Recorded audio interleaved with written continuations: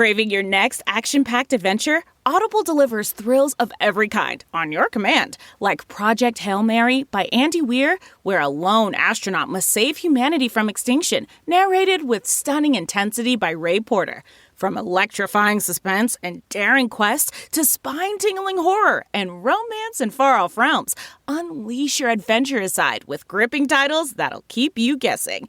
Discover exclusive Audible originals, hotly anticipated new releases, and must-listen bestsellers that hook you from the first minute.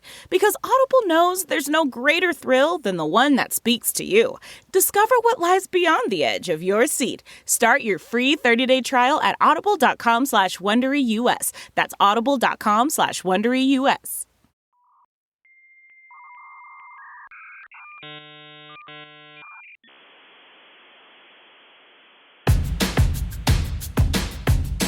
I'm as mad as hell, and I'm not gonna take this anymore! Hey everyone, it's Matthew Zachary, and welcome back to Out of Patience. What was once a show is now a party right here on the same feed you already subscribed to. Why? Because I'm now the ringleader of a whole new cast of senior correspondents with segments featuring opinion pieces, rants, and the latest news about the shit show that is our fabulous healthcare system.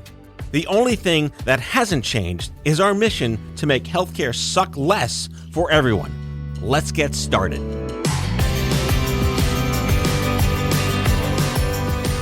Howdy friends, welcome back. What a hell of a show I've got today, and I'm just going to start with this headline from an article that was written about him. This med student was given last rites before finding his own treatment that saved his life, and this method could help millions. How do you top that? So David Fajgenbaum is an assistant professor of medicine at the Perelman School of Medicine at UPenn, and he's the co-founder and executive director of the Castleman Disease Collaborative Network, CDCN. He is the author of We Get It, a collection of 33 narratives by bereaved students and young adults aiming to help their own community deal with grief and loss with guidance and support.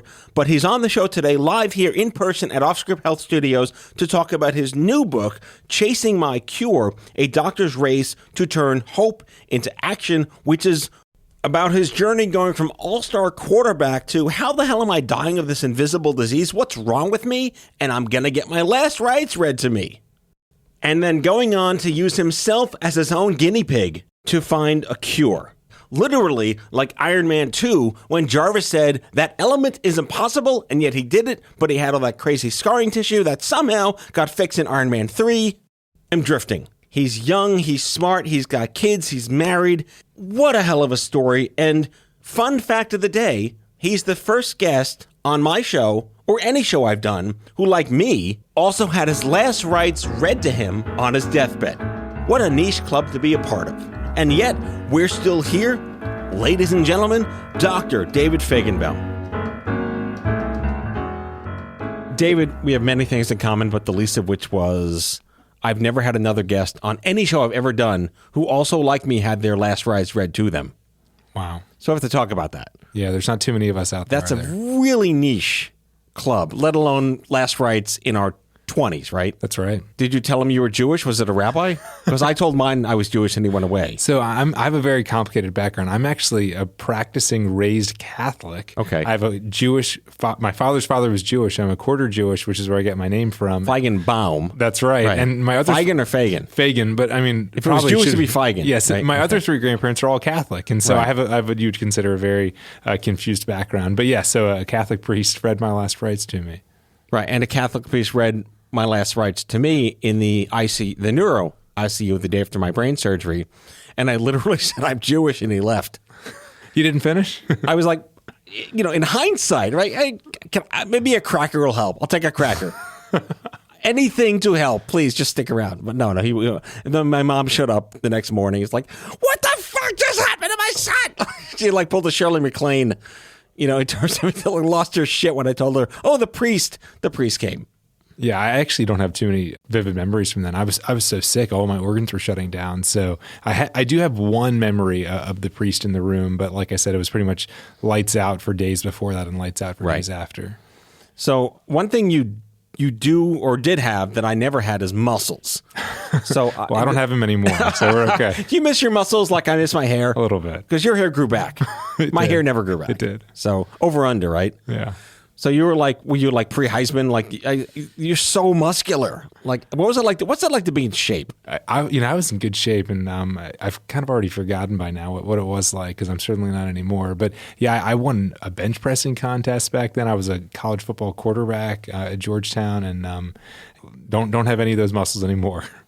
When I first got into advocacy, it was through the Live Strong phenomenon back in the early 2000s, and it was one of the first organizations that talked about like the lifestyle of cancer. But the story was like Lance was this peak athlete in peak performance, and he had all cancer everywhere in his body one day. And like here you are, similar like peak athlete, peak performance, and fuck, what happened to me? Is this just like random bad luck? It is. It's random bad luck, and it's funny. Even though I know it's random bad luck, part of me after I got out of the hospital, after spending almost 6 months hospitalized with this awful disease, I remember thinking to myself, wait a minute, if I was eating so healthy and exercising all the time and I got Castleman disease, maybe I should just stop eating healthy and stop exercising. Think of all the Twinkies you could have had. I know. I was like, I haven't had a hamburger in a decade. I love hamburgers. Like, give me a hamburger. And I ate a lot of hamburgers. I hope you're eating a lot of hamburgers today. And I found more of like the middle of the spectrum, right? Where it's like there's somewhere in the middle that's the right spot for this stuff. It's not where you go a decade without a hamburger, and it's not where all you do is eat hamburgers. So we're fanboys of each other for quite a while now. Yes. This has been a long time coming to have That's you right. reach in person. I think we've been Twitter bros for quite a while now. Yeah, and like I said, I've been following you since the early 2000s. I mean, I've been so impressed with the work you did with Stupid Cancer, and you really inspired me when I was dealing with the illness of my mom from cancer. She passed away from brain cancer when I was in college, and that was just devastating for me. And meeting other people, both going through the illness or death of a loved one and also those fighting cancer at a young age. I remember looking to Stupid Cancer and just being so amazed. And now you wish you had Stupid Castlemans. You know, in the middle of my Stupid Castlemans, I actually also got a form of stupid cancer. I actually got it's called an inflammatory myofibroblastic tumor. Wait, lots of syllables there. Lots. What is it? It's an inflammatory myofibroblastic tumor. It's a rare cancer of the liver, and it was the middle of my battle with Castleman disease. It was between my 4th and 5th deadly flares of the disease. We were doing routine PET scans, which anyone who's in the medical field would say, who does a routine PET scan? But it's basically where you just, are looking for any signs of cancer or disease activity. We caught the liver cancer very early, and it was resected. And so I've been cancer-free for many years now. That was back in 2013, so I guess I'm approaching 10 years. But it was actually my Castleman's that's actually brought me to death's doorstep 5 times. We work with NORD, the National Organization for Rare Disorders. And, of course, anyone that wants to Google something does not go to WebMD, they go to NORD. Yep.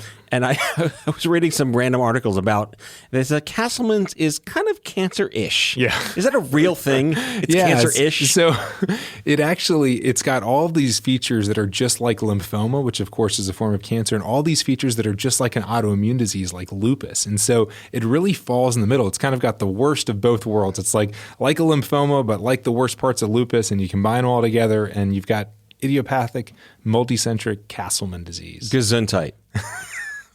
To a non-Jew with a Jewish last name. Exactly. I want to spend some time on your first book, because leaning into this whole when shit happens when you're not a grown-up. Yes. And when life lands on you in a way that you're supposed to be in a part of life where it's 10 steps forward every hour, and then boom, shit happens. And your first book was called We Get It. Yeah. And let's talk about that, because this was a while ago, but it's still so relevant today. It'll never not be a relevant topic. That's right. I mean, the concept of we get it is exactly the feeling that I feel when I'm talking to you, and I think the feeling you probably feel when you're talking to me. We get what the other person has gone through. We've dealt with illness at a really young age, and we've tried to do what we could to fight back against these illnesses. And connecting with someone who gets it, for me, it was really life-changing. When my mom was sick with her cancer and I was a freshman in college, I couldn't talk to anyone about what I was going through because I was so afraid that they would treat me differently. I mean, you're supposed to be having the best 4 years of your life in college, right? And all of a sudden you're dealing with your mother with cancer, and I was just devastated by what she was going through. And then it was after she passed away, and actually right before she passed away, I promised her that I would create an organization in her memory to support other college students dealing with the illness or death of a loved one. And she just loved the idea. And so when she passed away a few weeks later, I went back to college just on a mission. This is the last promise I made to my mom. She was the most incredible person in the world. I've got to do this. And I started telling people, I've gone through this for the last year coping with her illness and now passing.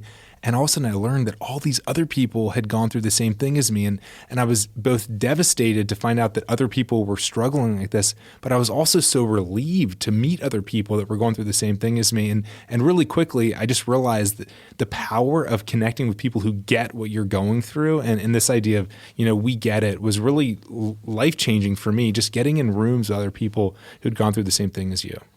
One of the earliest taglines of Stupid Cancer was, "Welcome to the club that you didn't want to join. Once you're here, your family, we get it because we got it." Yes, we get it because we got it. That's exactly what it is. It's we get that the challenge of coping with a loved one with cancer or any sort of illness while you're in college, you get what it's like to be a young person dealing with stuff that we shouldn't be thinking about in our 20s. But here we are in the club, like you said, that no one wants to be a part of.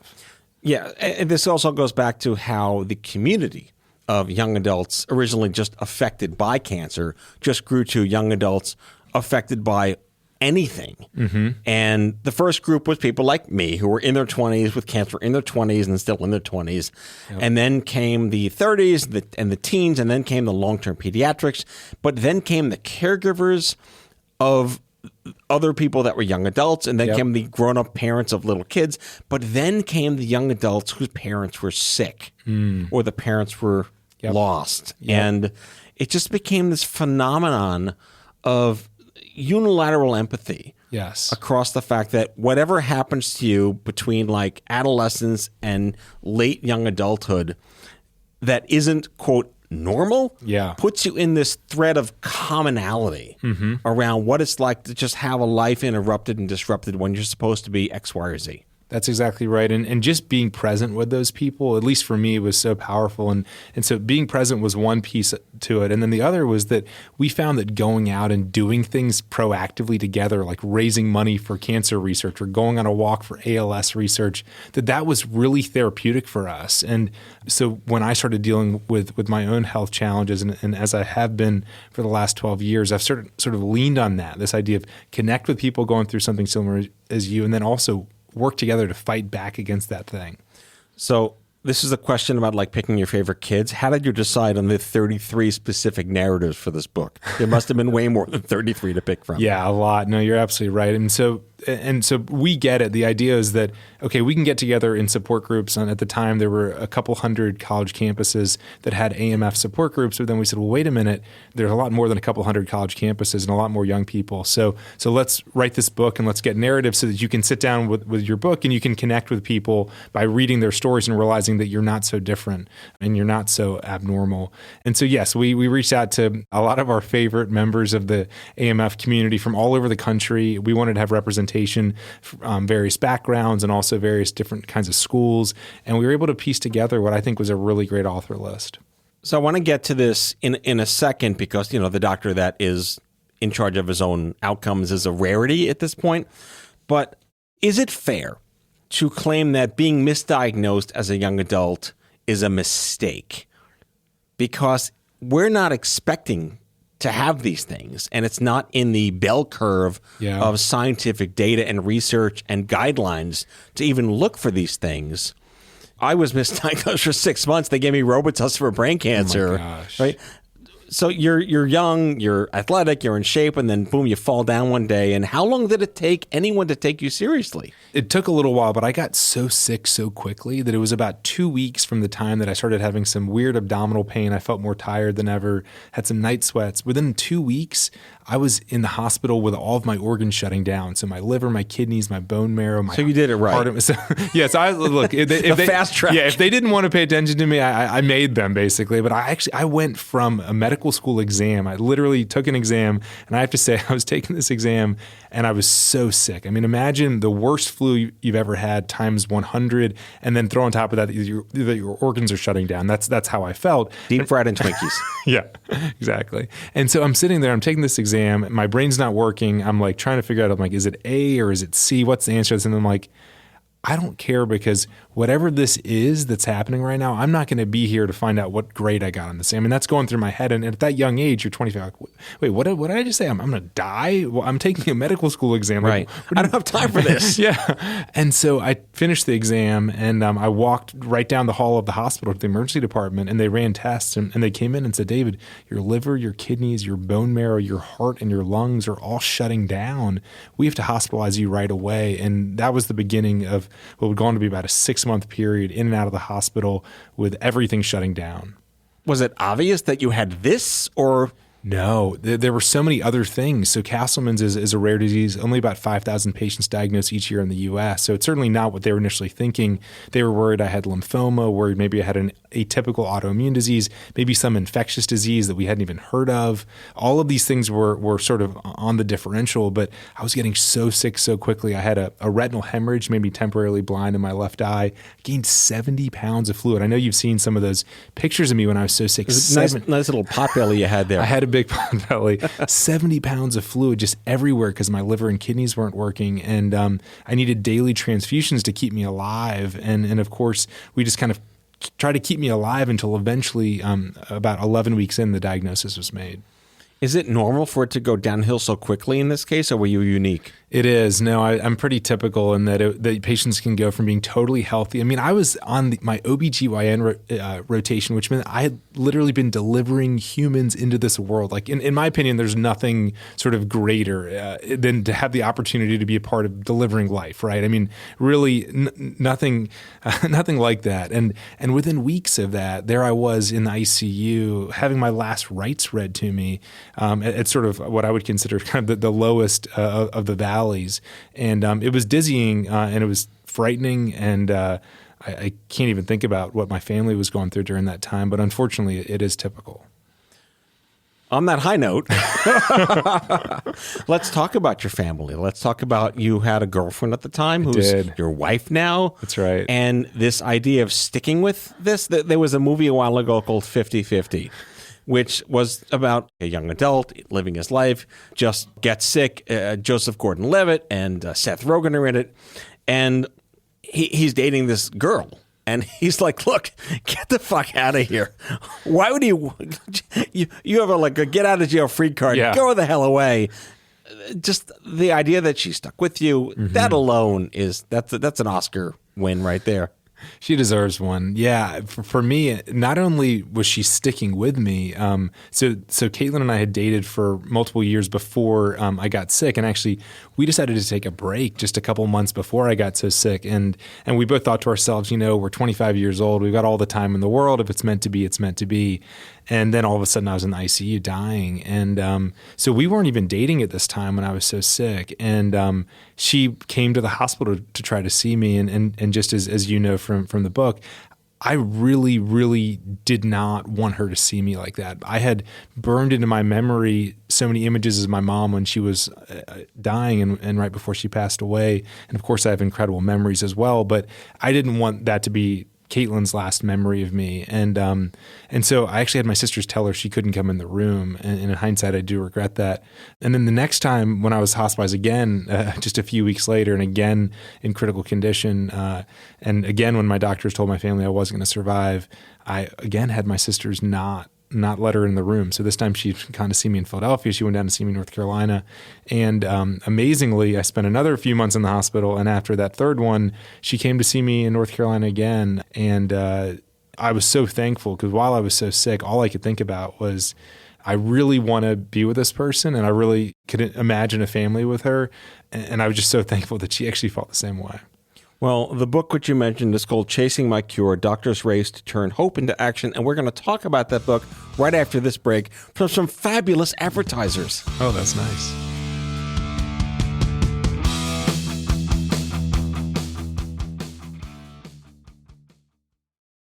Are you looking for a new job or want a career change? Look no further than Monster.com. Need a little help standing out? Our expert resume writing services will make sure you shine. Want to brush up on your interview skills? Engage with our AI interview prep tool. Want some advice on negotiating your new salary? Visit our salary tools and extensive library of career advice articles, and you'll have all the tips and tricks you'll need to succeed. Visit Monster.com today and take the first step towards your career. Monster.com. Find your right job fit.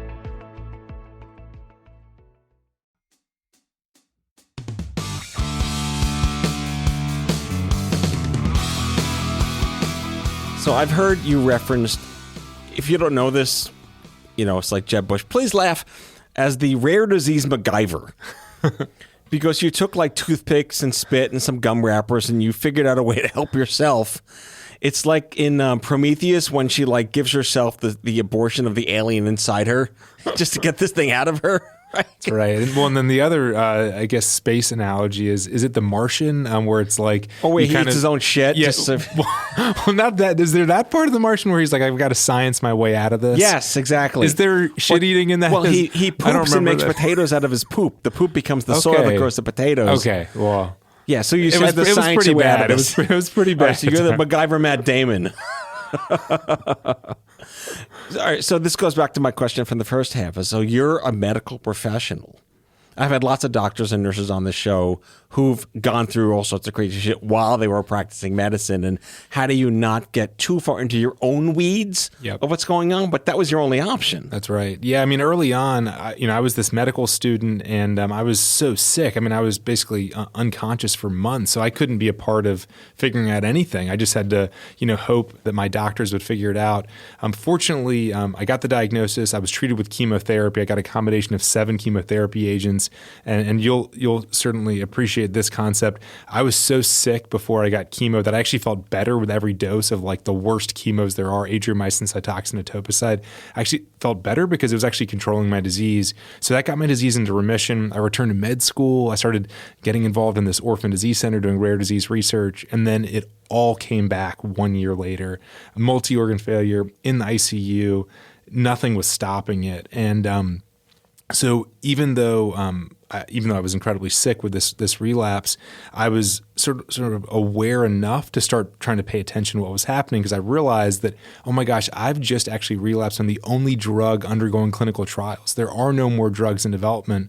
And so it was during that relapse, which was now my 4th flare, where I realized that I could no longer just hope that some doctor somewhere would figure out a drug for me, that if I wanted to survive, I would need to figure out a drug that could maybe save my life. And I knew it was really unlikely. It wasn't like, oh, I'm going to like science the shit out of this. I'm going to like figure it out. It was, oh my gosh, I'm going to die really soon. And it's like a less than 0.0001% chance that I'm going to find something. But, I want to go out swinging if I'm going to go out. And so I started paying attention during that relapse. And then when I got out of the hospital, thanks to chemo again, I started a foundation called the Castleman Disease Collaborative Network. Not stupid Castlemans? Come on. I should have called it Do stupid. better. I know. And I even was inspired by you. I totally should have done it. So I started the Castleman Disease Collaborative Network. I started conducting research into the disease. And we were making so much progress towards understanding this disease when 1 year later, I was back in the hospital with another relapse. And what was so scary about this... Wait, hang on. Is that normal? Is relapse expected? It is. So unless you get the right drug in you, you will continue to relapse until you die. Then they're progressive relapses. So it's not, you don't just get better, don't get better and get it worse. You just keep getting worse until you get the right drug, and then you can get better for some period of time. And so this is now the 5th time this is happening for me. And the time before, I relapsed on the only drug in development, the only experimental drug, which is terrifying. And now I was relapsing even on chemotherapy. I was getting weekly chemo to prevent a relapse, and I was still relapsing. And on top of that, I was engaged to Caitlin. We were like so excited. May 24th, 2014, we had this date set, and it was like, oh my gosh, I just want to make it to May 24th. If I don't make it to May 25th, that's okay. I just have to make it to May 24th. And so when you combine this, like just, oh my gosh, I want to make it to that date so bad. And then the fact that we were making some progress, it was just heartbreaking to be like, oh my gosh, I'm not going to make it. And so for the 5th time, this happened where it just didn't look like I was going to survive. Again, thankfully, chemo saved my life, but I knew this was going to keep happening unless I found a drug. And so that's when I started doing experiments on my own blood sample that actually asked my doctors to cut out a lymph node during my relapse. Which you didn't do it yourself? Totally. I got about as close as you could do it like to doing Pulp yourself. Fiction with the needle in the heart kind of thing? Yeah. I had someone else take the lymph node out, but he absolutely would not have taken it out if I had not demanded / asked for him to do that. And Wait, was that like, hey, buddy, hey, psst, come over here. hey, it was I'm more. gonna talk to you for a sec. It was more like, let me talk to my oncologist, and he agreed that it probably was unnecessary to take a lymph node out, but like maybe you developed lymphoma and maybe it's a lymphoma relapse. So yeah, I think you could probably convince a surgeon to cut it out, and you could look to make sure there's no lymphoma. And if there's no lymphoma, then you can use it for research purposes. It was kind of. You have your own like notes in your office after your own dissection. Absolutely. I mean, I have like PowerPoint decks of information about my case and Excel spreadsheets. So it was like lymph node came out. I'd been storing blood samples in the weeks leading up to that relapse because I knew at some point I was going to relapse. I didn't know when it was going to happen. And so I actually had been collecting blood on myself, putting all those samples in the freezer. So when I got out, it was like, all right, May 24th, 2014 is in my future. And all I have in the present are a bunch of samples. So I better get to work. Not your home freezer. This is probably a hospital freezer, that's right? right. Your poor fiance is like, oh, come on. What the hell? I got sandwiches to freeze. What's going on here? Yes, fortunately, it was in the lab freezer. And so, yeah, I went to work, and it was doing things like flow cytometry and what's called serum proteomics, where we're measuring a bunch of proteins in my blood. And then eventually I had this idea from the data that this one communication line in the immune system, it's called mTOR. It actually has this incredible story behind it and how it was discovered and the drug that works on it. But I found out that there was basically increased signaling of this communication line, like this one part of the way that immune cells communicate with one another was turned on in overdrive. And so I asked the question, well, first off, can we confirm that? So I went to that lymph node that I had cut out, and I confirmed in the lymph node. We did this really simple stain. Did you acknowledge the lymph node? I thanked the Hello, lymph node. Hello, lymph node. I acknowledge you. I see you. I see you, and I appreciate you, lymph node. And so after having a moment with my lymph node, I did this experiment, and it confirmed. It's like this, and I'd love to show you the image. It's like this incredible result where like I did this experiment where if this communication line's turned on, the lymph node turns brown, or the cells turn brown, and if it's not on, it's blue. And I did it in a bunch of normal lymph nodes, and they all came back blue.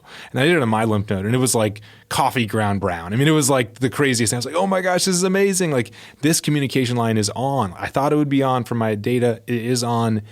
What drugs exist that can block this communication line? And thankfully, there's a drug called sirolimus that's been around for about 50 years that's really good at blocking this communication line. It was discovered on the island of Rapa Nui in the Pacific, and it was developed for kidney transplantation. It basically suppress your immune system so you don't reject that kidney you get.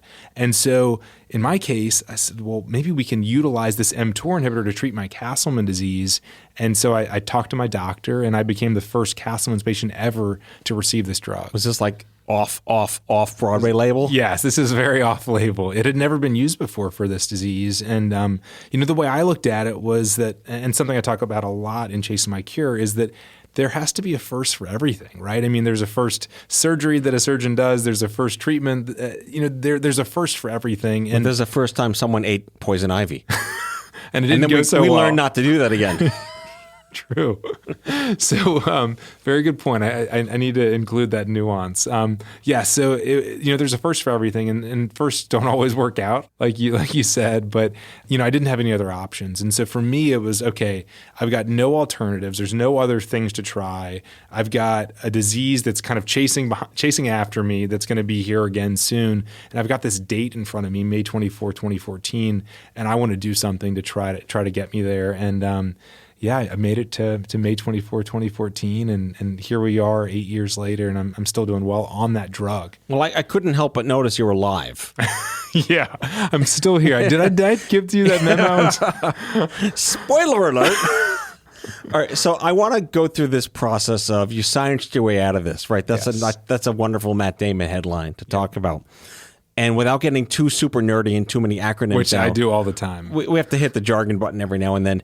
So you found this kajigger that identified this other kajigger in the biopsy of yourself on a table that you acknowledged and said hello to and thank you to.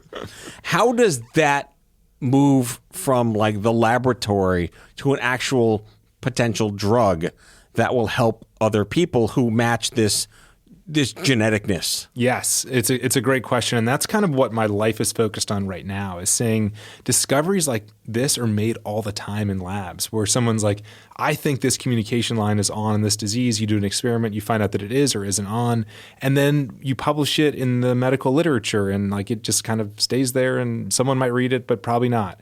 And so what I'm now focused on is saying, how can we make sure that all of these insights, whether they're genetic or pathway-based or proteomic, whatever it may be, let's get these insights centralized in one place. And then can we quantify which things look more promising? So sirolimus for Castleman disease, it had never been done before. There are drugs like thalidomide that had never been used for cancer, and then they became this life-saving cancer drug against multiple myeloma.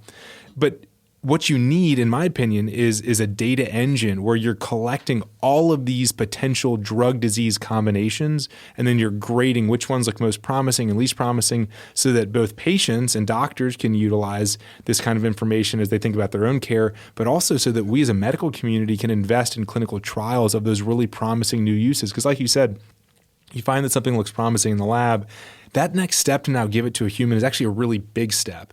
But if we as a medical community say, hey, these are the top 20 drug disease pairs where like this drug might be helpful for this disease, but we got to prove it in a trial, I think that would be a really, really great use of federal resources to say like, yeah, let's actually do the trial to prove it out. Because for many of these drugs, they're already generic. So there's no profit motive to actually be able to justify doing a big trial. How did you overcome, I don't know, Hippocrates when you were your own test subject? Yeah, do no harm. No, it's a great point. I mean, I think that for me, there's a couple risks when you do research on yourself. So one is that you're going to be biased, like by definition, right? Like I was very biased in the sense that I was looking for a solution, and when you're biased, you can make the wrong decision. So one is that that's very Tony Stark of you, by the way. One is that you're very at risk of bias, and then two, when you're at risk of bias, you might see things that maybe aren't there, and so yeah, you might do good or bad and not even really be aware of it. And so the way that I kind of tried to address these challenges in particular, number one, was to get other people to look at the same data as me. So that way, like my, potential blinders or my filter wasn't, making me see things that other people were not seeing or vice versa. And so always involving other people in looking at these things. And then secondly, reminding myself that the ultimate and best outcome for me will come from finding a real finding that is scientifically like rigorous and foolproof, right? It's not me finding something that looks promising and like, let me go take it. And so I did have to often remind myself to slow down and be like, the first result, it doesn't need to be the last result, right? Like, let's keep doing this systematically, because the worst result or worst thing would be if I just, sort of was so biased that I just, took the first drug because I was so excited that it looked like something was promising.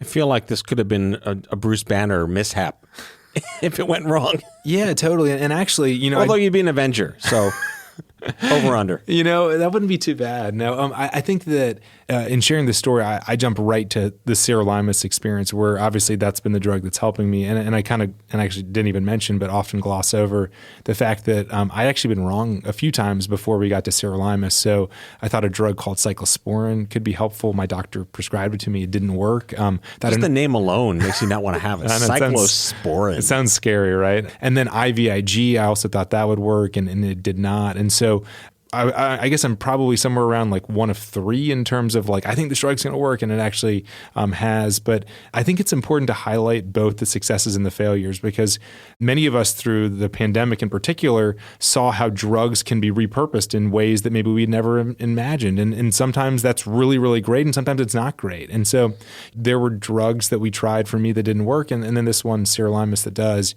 At the end of the day, I think that we have to realize, and I know you'll be interested in this because of your medical work, we have to realize that we have about 3,000 drugs that the FDA has ever approved, and they're approved for about 3,000 diseases. But there are another 9,000 diseases that don't have any FDA-approved drugs, and we have to realize that many of those 3,000 that are approved for something will work for something, could potentially work in another disease area. And so it's not to say that like we have a cure for everything and someone's hiding this and it's a conspiracy, but it's to say that we've got a lot of tools in our toolbox, and they're being used fairly well, but they're certainly not being fully utilized. And as someone like yourself and me who have dealt with these awful illnesses, the idea that there could be a drug at my neighborhood pharmacy that could be helpful for me or for you or for someone that we love, right, and it's not actually getting to them, that's heartbreaking, right? And so that's like I said, that's my new mission. So the happy ending here is that you're getting pooped on by an infant these days who's a younger sibling to your daughter. That's right. So happy family. Thank you. Yeah, it's been amazing. Yeah, 2 little kids. As I sit here with you in the studio, and it's been 12 years almost since I got sick. 8.5 years I've been nursing this drug. Now I've got these 2 amazing kids, and I'm married to Caitlin. I mean, it sounds like a cliche, and I know you can appreciate this, it is actually a dream. Like, this is not what was supposed to happen. I mean, there were times where I just wanted to give up. I mean, there was one time in particular where I was in the ICU and it was so painful to breathe, and everything about me was miserable. It was just pain and suffering, and I wanted to give up. And I would have thought that I was giving up on like a day of suffering, but I would have been giving up on like over a decade of now lots of happiness. And I think that it's important for anyone listening, as we think about our low points in life and our high points in life, when you're at your lows, you don't realize what high points, are in your future, in your horizon. I definitely didn't. And so, yeah, this just feels like a total dream, whether it's, poop on my hands because my buddy boy. It's a good problem to have, to be shat on by a kid. That's right. I will take it. It's amazing. David Fajgenbaum is the author of We Get It, which we talked about during the first half of the show, and the author, most recently, of Chasing My Cure, A Doctor's Race to Turn Hope into Action, available wherever books are sold. I have a copy. I read it. It's fantastic. Just a disclaimer, like this was like some kind of like movie. Stunt actors do not attempt. Try not to be your own guinea pig if you're a doctor, but hey, if it works, Bruce Banner, Avenger, you're done. That sounds great. Thank you so much for coming on the show, my friend. Thanks so much for having me. I'm so glad we could spend some time together today.